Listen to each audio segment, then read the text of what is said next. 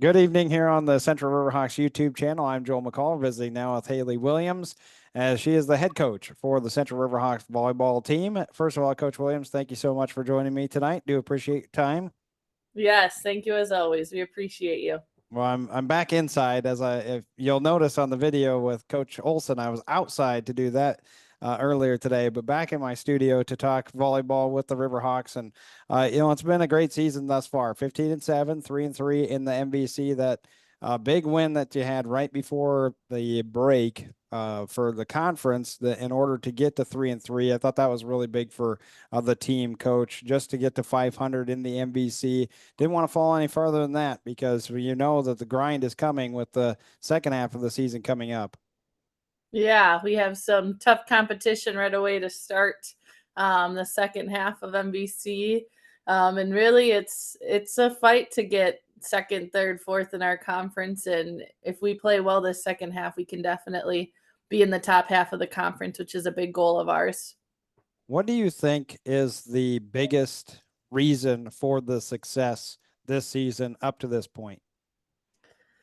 Man, I would just say I just want to credit our leadership. There's our seniors are just really including our youngers, and we're a pretty young team overall. We've got some big senior leaders for us, but I just think that they're really bonding together.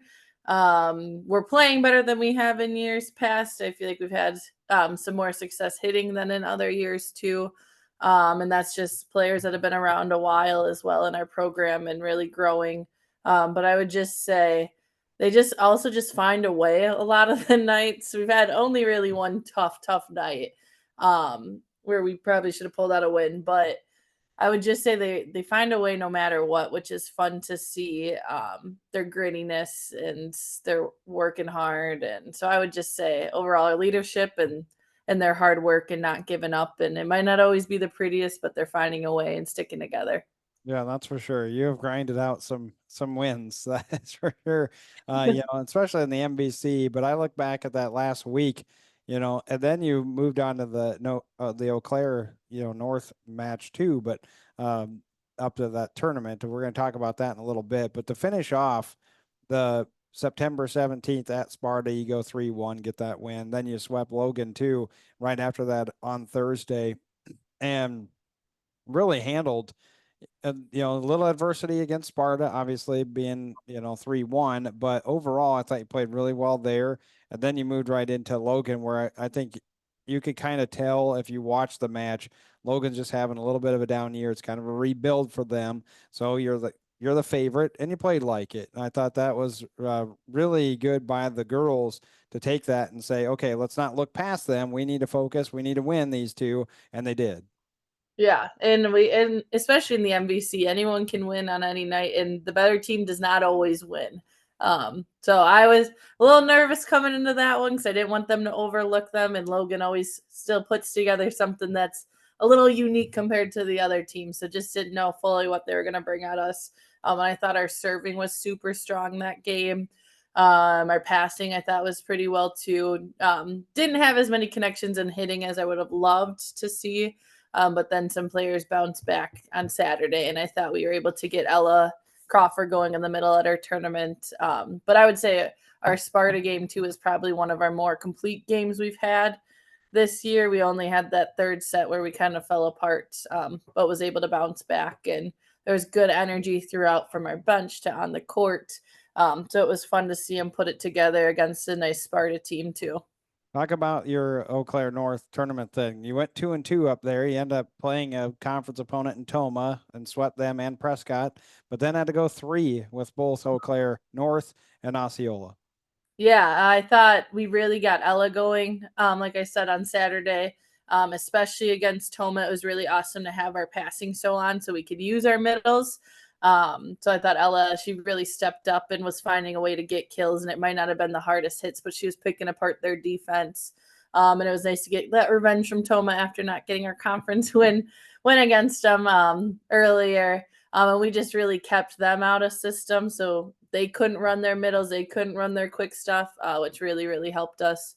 And then Prescott was a scrappy team too. Those smaller schools tend to be that way. But we pulled it out 2-0. We weren't playing our best, but then it was fun to play Eau Claire North. They're a strong team, and just see our team's grittiness too. And they weren't letting runs happen. It was close throughout.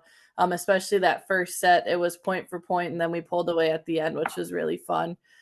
So there was lots of good things happening. It was quick, 4 matches in a row. We had a little lunch break in between, but they were finding ways, especially those first 2 matches, and then we didn't have to hang our heads in the losses because we fought hard and took it to 3, both of them. Yeah, that's one of your keys to every match. You always talk about energy in your emails to me, as well as when you come up to do interviews. It's just something that you've always hit on. You know, you talked about team bonding then, so you haven't had a match for a full week. Have to worry about Russ coming out against the Aquinas tomorrow. Let's hope that does not happen. But talk about what you did during that week, and then we're going to talk about a few individuals. Yeah, we practiced hard Monday, Wednesday, Thursday. Tuesday we did a little off-court team bonding. Went and did an escape room, and we took each other's best friends and we put them on 2 separate teams so they didn't have their comfort person. So it was fun. I only could be with one of the teams, but it was fun to see some others who haven't really been vocal leaders be vocal leaders during that escape room. And then we came back Tuesday and did our program dinner where we have all 4 teams. Share a dinner together. So that was fun Tuesday. And then we worked hard. We hit the gym hard the other days of the week. And we're still fighting through some injuries. So we weren't today was almost our full team back. But we weren't able to put together a full team with those that could practice. We're working hard. We were able to clean up some things, work on some things that we were hoping to clean up, a lot out of system, and just ready for our pins to put any ball in play and place it well, and hopefully come out strong tomorrow, and have some fun. Yeah, that's right. Well, I know that Shields, we're still waiting to see her back on the court. Let's hope that she is back.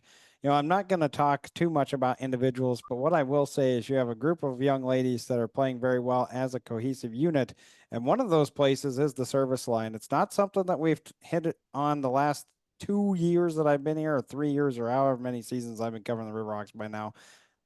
What is the deal at the service line? Why is it so much more successful this year? And when you look at the stats, when you go through the aces, 31 for Gillitzer, 30 for Nauman, 25 for Freed, Shield, who's been sitting out for a little while, 13, Erickson, 12, Greshner, 12, Zeeb, 10. So what did I say there? 2, 4, 6, 7 young ladies are in double digits in aces. And the percentage is also up, which is huge for you as well. So there's less errors at the service line, and then there's more aces.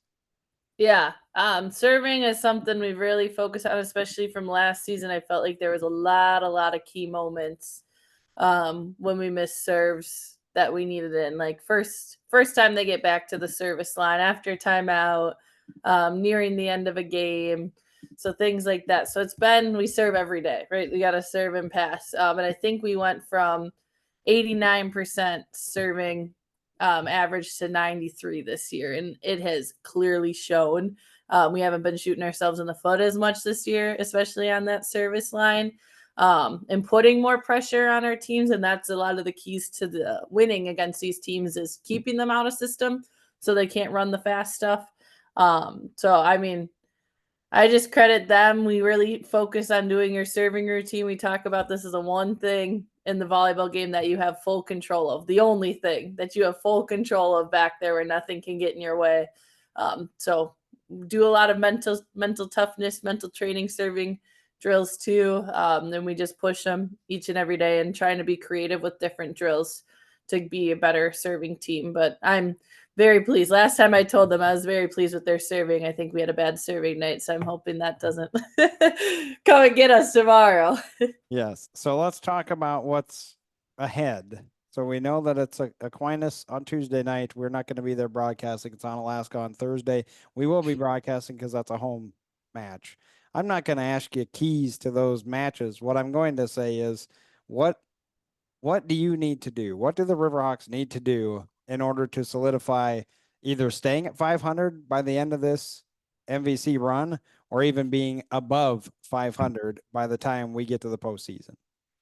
Yeah, I mean, we got to pass. That's important too. If we can get all of our hitters to be an option, especially running a 6-2 and having 3 hitters every time, we've got to get our middles and right sides going right away too, and not just rely on our outsides. I feel like that's hurt us a couple times. And again, that starts with passing and all hitters in. Would really love to see our blocking, getting some more blocking. Score some points that way defensively, and then just not letting the ball hit our side and frustrating teams with great defense, and taking care of the little things too. And I'm using the saying a lot too: better the ball, send it better than what you got it. So really just those little things and just remembering why we're here and to have fun, be a team. Because 6 games over 3 weeks is not a lot compared to how many we were playing before. So Right. it's a you have a game and then you have to respond and you kind of have to sit and think about it a little bit longer than when we were moving on so quick. So it could be you could make it a really long conference season, or we could do some damage and have a lot of fun this second half, and just really want them to come out with confidence and have fun and show these teams what we've got, because we can do more than, and we have done more than what we've done years past. And we should be up there in our conference. We just have to execute what our game plans are and what we've been working hard for. Well, if you recall last year at Aquinas, I was at that match. This year I won't be. Last year I missed the home match and you beat Aquinas. So maybe if I'm not there, that will help you out coming up on Tuesday night. And again, then we have the rematch with Onalaska on Thursday. That's a home match. So we know we're covering that one. That is going to be a barn burner as well. We'll see. I'm sure the Hilltoppers are going to be ready after what transpired at the very first match of the season. So I'm looking forward to that. We also have football coming up, obviously, on Friday night with Holman at UWL. So, and hopefully we've got one more interview scheduled for tonight too. So 3 interviews plus soccer tomorrow, plus volleyball on Thursday, football on Friday. We are back after last week only doing, 1 soccer match and 1 football game. So looking forward to seeing the girls back out on the court. I saw a few of them over the weekend. Hopefully they were all safe and not doing the things that there's, not doing the stuff that there's not supposed to be doing. So, Coach Williams, thank you so much for being a part of the broadcast. Appreciate it. And good luck to the Riverhawks tomorrow. Thank you. We'll see you on Thursday. All right. That sounds good. I'm Joel McCall. Thank you so much for tuning in here on the Central Riverhawks YouTube channel.